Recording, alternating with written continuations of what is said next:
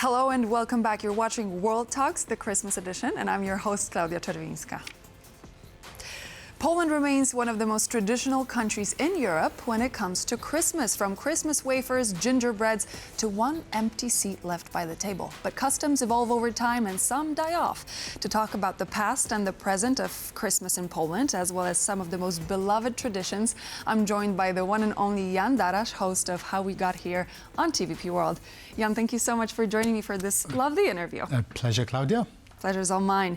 So, as we look at the Polish traditions and we take a look back in time, what are some of the oldest traditions that we know of? I suppose they might have something to do with the pagan belief?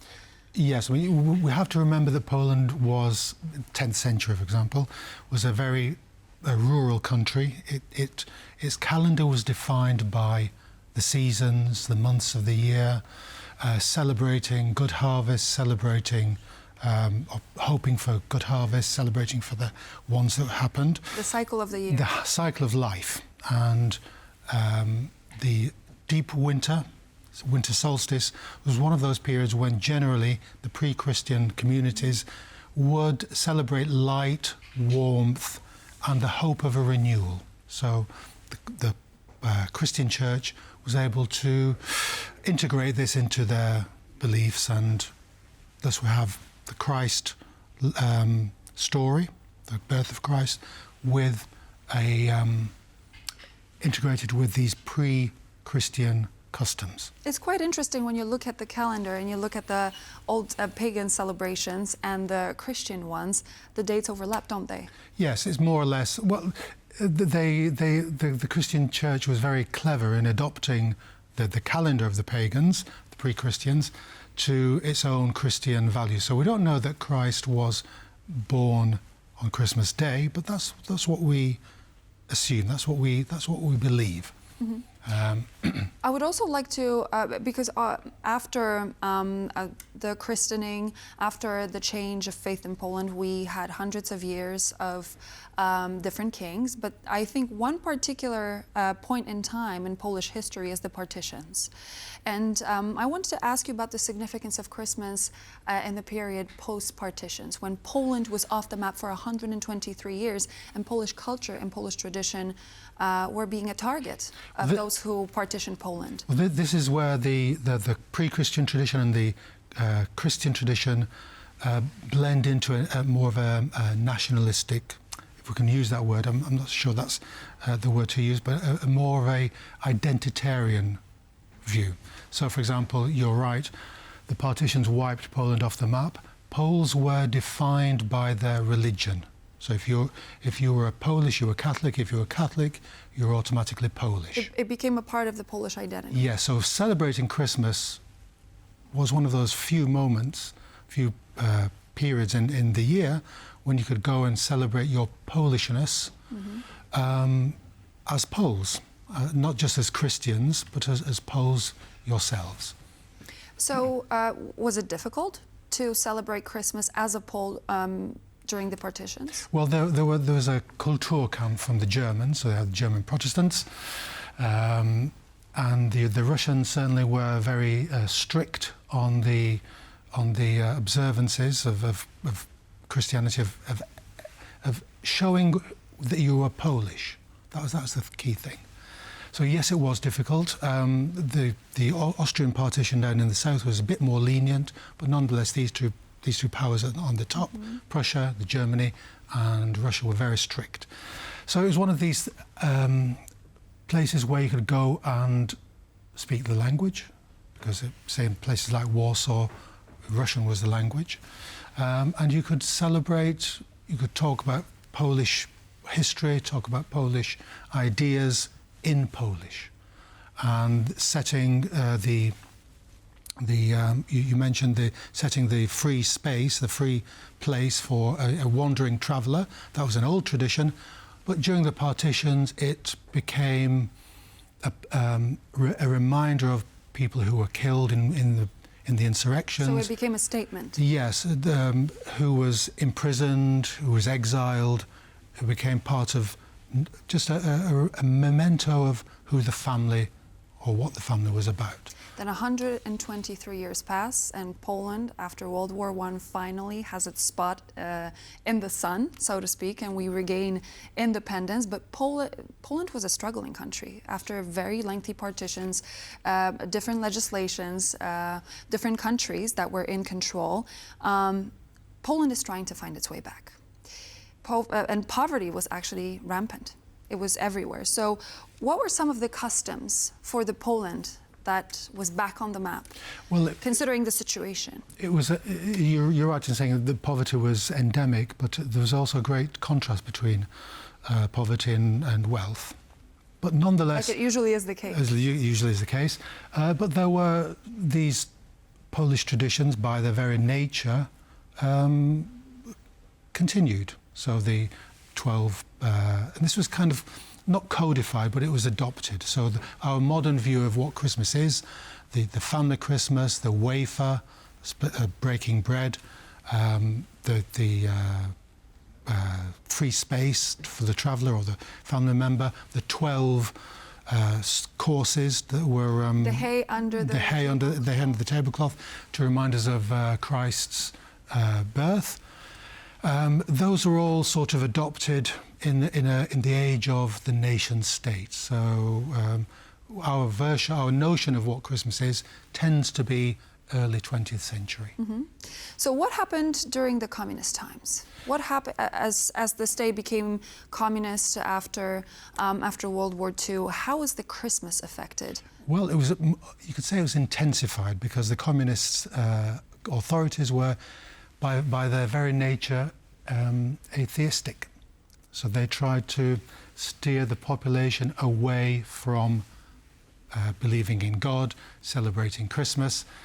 So that was one thing. So in some ways, religious, the church and the religion, its religions and its religious and its rituals were intensified. The authorities tried to secularize it, and they failed. So they introduced things like Dziadek Mróz, Grandfather Frost, as a counterbalance to Saint Nicholas, and this failed. So that's one thing. On the other hand, it was a very time of want. We know from the 70s and 80s, times of abundance, times of want, and this was also intensified Polish traditions. These traditions still persisted, but to probably a lesser degree. So the table wouldn't be as lavish as Obviously, it is there today. was rationing in place, and I remember the stories told by my parents and told by my grandmother how there were empty shelves in stores. So it must have been very difficult to source something for Christmas, in fact. Yes, it was one of the great challenges of the communist period, were trying to get hold of some food stuff or some present. And an orange as a gift. As an orange, yes. So there was the great story about oranges and lemons being transported from Cuba, and the transport ship was followed closely by the Polish media. And children were, one thing you hear from parents of that generation is that children were satisfied with less. They were satisfied with a homemade present.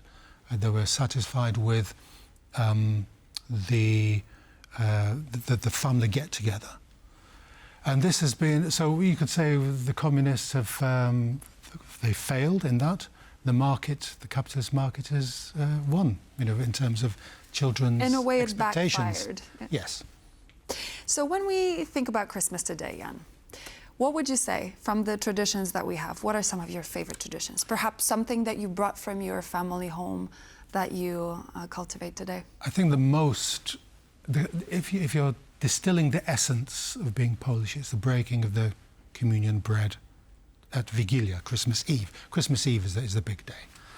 And it's a time of not just remembering your family, your dead, deceased family, your exiled family, imprisoned, but a time of forgiveness. You're forgiving others. You're trying not to argue with them. Trying is the key word. Yes, that's the key word. And that was the thing. You hear about Poles when they're in trenches during the war, they're in their prison camps, like my father was. They would get together and use the bit of bread that was saved and break that So if you're trying to ask me what Poland means, it's that. It's this moment in time when you can be Polish. So, as we look at the table, obviously the food culture is one of the very important elements of Polish Christmas.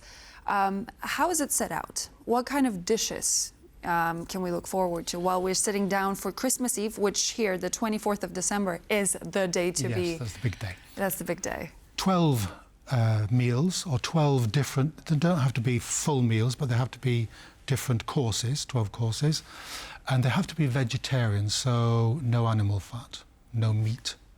So it's a time of fasting. So remember, we need to prepare ourselves for the big day, Christmas Day, which starts at midnight. So we can't gorge ourselves on a Christmas Keep the feast belly empty and ready. then, yeah. that comes after. That comes after the whole, up until the 6th of January. And so we have these regional meals, soups, which then have morphed into a national dish. Beetroot soup, mushroom soup, the dumplings, cabbage and mushrooms, of course. Lots of, you mentioned the gingerbread, comes from Toruń. Great. Not many people actually know about that. Yes, it was a delicacy, For the world kings. famous. Yeah. Here in Warsaw, Miodowa Street, Honey Street. That was a place where these cakes were sold. So it's that sort of thing. Compote, no alcohol, fruit compote, cakes. Great for digestion. Yes. So it's meant to be a very pared down, sober, moderate meal in the preparation for the midnight mass at midnight. But it's also quite interesting, the gift sharing. Oh, you mentioned this when it came to the times of communism and being less focused on buying, on consumption, on overconsumption, Yes. as you could say nowadays. What about the gifts? The gifts are being opened not on the morning of the 25th, like in most places around the world, but on the 24th. Yes, I mean, my mother always used to have this negotiation. She used to go out to the room and negotiate with Santa Claus, Father Christmas, St. Nicholas, whether we were good or bad. And this happened on Christmas Eve. So I was different from my English friends in that their big day was Christmas Day. So they would pile down in the morning and see these presents on Christmas, the pajamas, Christmas Day morning. Yes, that's right. Where we, the Poles, would do it differently and celebrate it on Christmas Eve. Yes. So you have a unique vantage point because you've lived among different cultures and you spent a long time being immersed in both. Compared to other places, why would you say Polish Christmas is special, if you were to say that? Despite our market-orientated, our commercialisation of Christmas, it still has a very deeply spiritual nature. Not just religious, if you're a practicing Catholic, but also if you're a traditional, if you're conscious of being Polish, if you're conscious of the history of the carols, for example, of our traditions, if you're conscious of those, it's a very special few hours that we can take one year and forget about the rest. So that's what I would say. And for us, it was a breaking of the bread.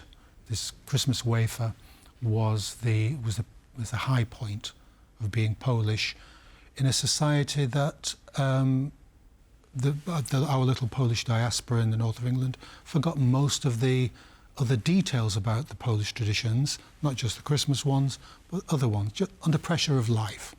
But nonetheless, we kept this thing on Christmas Eve, and we stuck to that. So that's one thing that I would bring wherever I go, I suppose. How very precious, Jan. Thank you so much for joining me for World Talks. It's a Pleasure. pleasure. Happy holidays. Merry Christmas. Merry Christmas to you, yes. Thank you. And to you all, thank you so much for joining. Happy holidays to you all. May it be merry. This was World Talks, the Christmas edition. I'm Klaudia Czerwińska. Thank you so much for joining us, and we hope to see you back here for more in just a moment.